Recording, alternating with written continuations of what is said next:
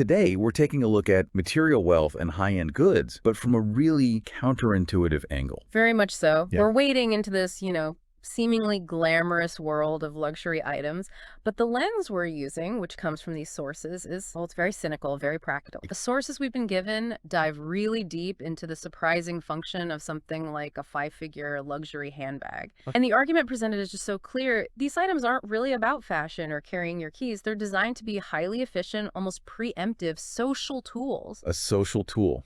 So our mission today is to really unpack that specific mechanism. We're not just looking at consumption.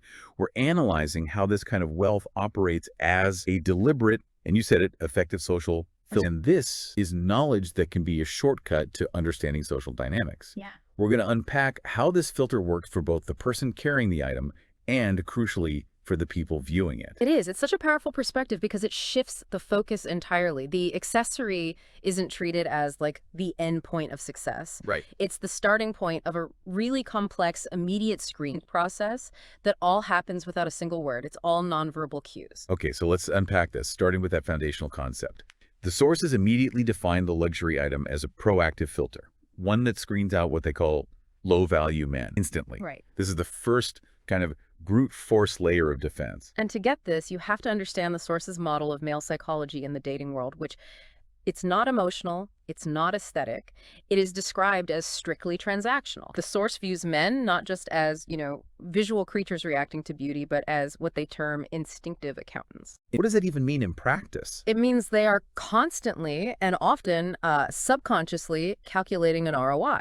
A return on investment. Exactly. In every social interaction, especially one that involves pursuit, they're weighing the time, the effort, the potential money, all against the perceived chance of success and the quality of the reward. So if a woman deploys high-end brands, what she's doing is instantly driving up the perceived cost of entry. Is that it? Precisely. The source says when a woman is armed head to toe in these immediately recognizable luxury brands, and the specific logos are really important here. Because they quantify the expense. They quantify it. Yeah. And that cost creates this palpable psychological barrier to entry. Okay.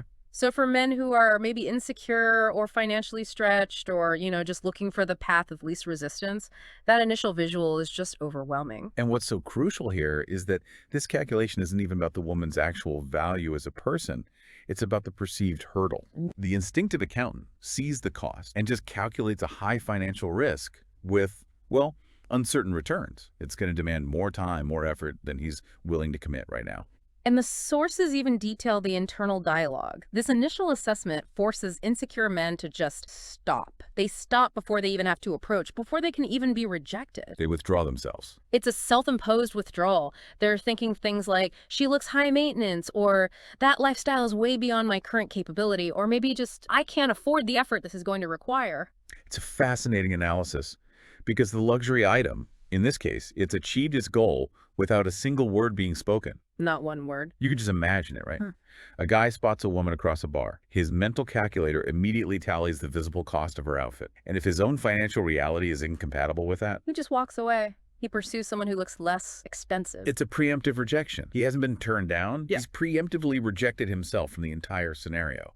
And that is why that first layer of the filter is considered so incredibly efficient. So the immediate result is a success, at least for the woman using this shield. She effortlessly filters out, and I'm quoting, broke men or guys looking for a cheap, easy fling without lifting a finger. The luxury item is acting as this protective barrier. It's conserving her time and energy by just excluding those who don't have the stomach for the investment or the means. It really is the first pass of the sieve, and it's necessary if that's the outcome you're looking for. If a man can't clear that immediate, visual and financial hurdle, he never even gets to participate in the deeper interaction. That's where the protection value is. It's instant time and effort conservation. It is. But, and this is where the material gets truly revealing, the story doesn't end there. Not at all. That initial successful economic filter, it only screens out one type of man.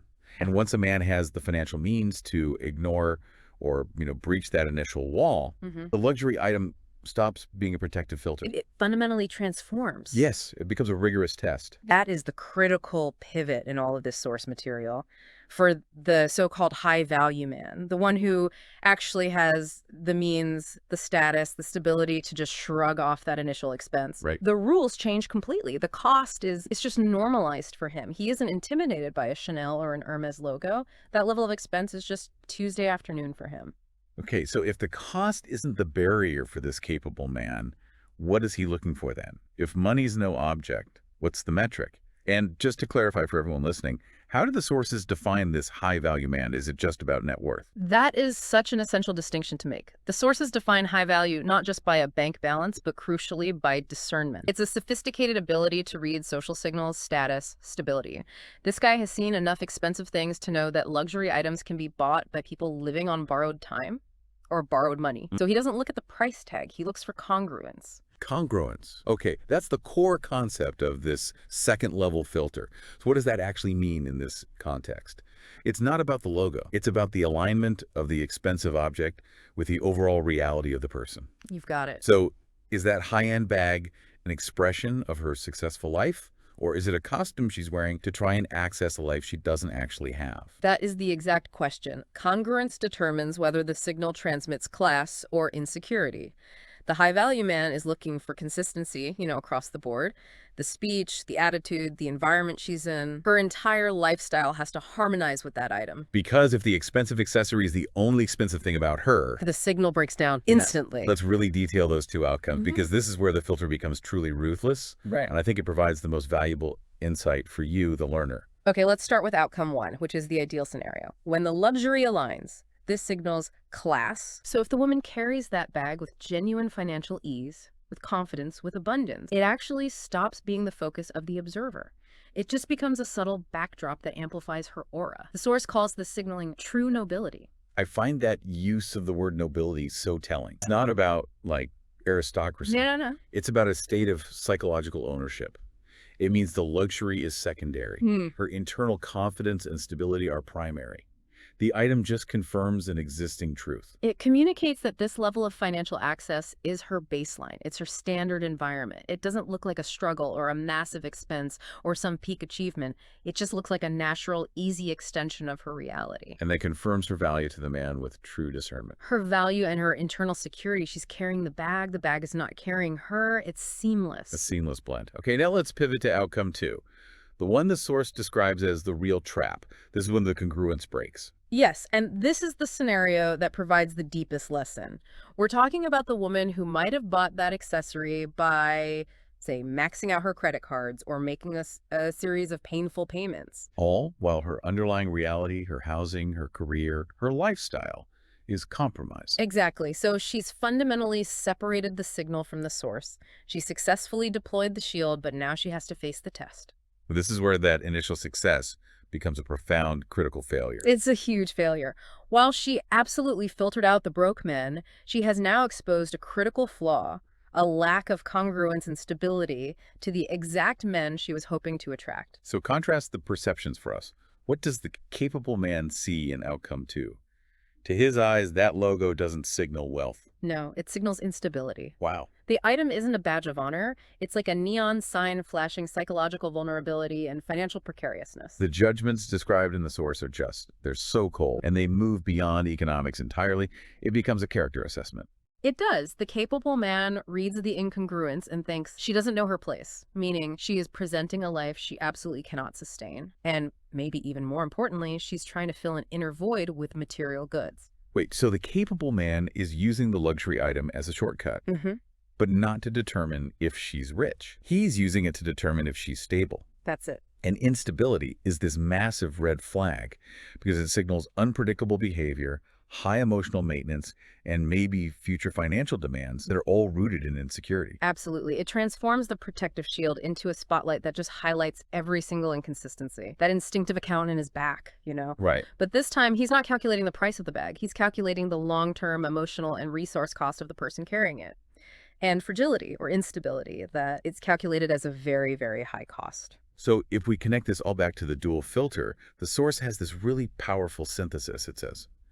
The woman successfully filtered out the broke men, yes, but in the process, she got brutally filtered out by the men with discernment. The high-value filter worked precisely as it was designed to, but it worked against her. It's the ultimate double-edged sword. The very item that protected her from the low-value gaze is what ruthlessly exposed her to the high-value gaze. The cost of the accessory forced her to face a psychological test she just wasn't prepared for. So, okay, what does this all mean for you, the learner? The core lesson here seems to be that luxury is a powerful shield, but it can become a massive vulnerability, a liability, even if the perception doesn't genuinely match the reality. You can't buy credibility, you can only signal it. That's a great way to put it. And the switch material offers a really critical piece of advice here, a warning. It says, never let the luxury become your master. If you are financially stretched or emotionally reliant on that object to give you status, you have already signaled defeat to the discerning eye.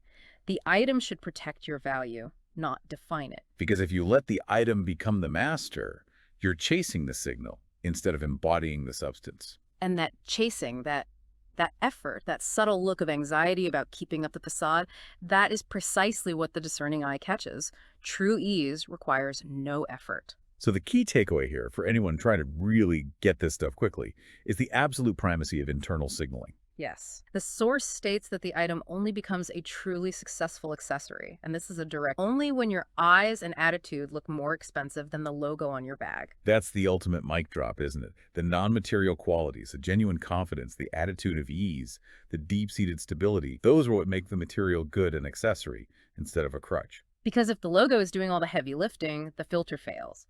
If you are effortlessly carrying the logo, the filter succeeds. The material good is just the visual shorthand. But if the substance behind that shorthand is missing, if the stability isn't there, anyone operating on a sophisticated level of social discernment will immediately spot the fragility. So we've established that luxury goods function as this powerful, double-edged social screen. They're extremely effective for weeding out low-level prospects, but they're equally ruthless in exposing a lack of congruence to those with true discernment. A fascinating application of social physics. And that leads us to a final provocative thought for you to consider, based on everything we've analyzed today. We've established that luxury should be an accessory that makes you shine, not a master that defines you. Given this, what essential non-material quality that we've talked about, like attitude or genuine ease, must always precede the acquisition of the luxury item for the filter to actually succeed? If the item is meant to be a backdrop that amplifies your aura, you have to possess that aura first. So the question is, which is the true non-negotiable source of value? A profound question about the origin of true value. Thank you so much for sharing your sources with us for this very, very revealing deep dive. We'll catch you next time.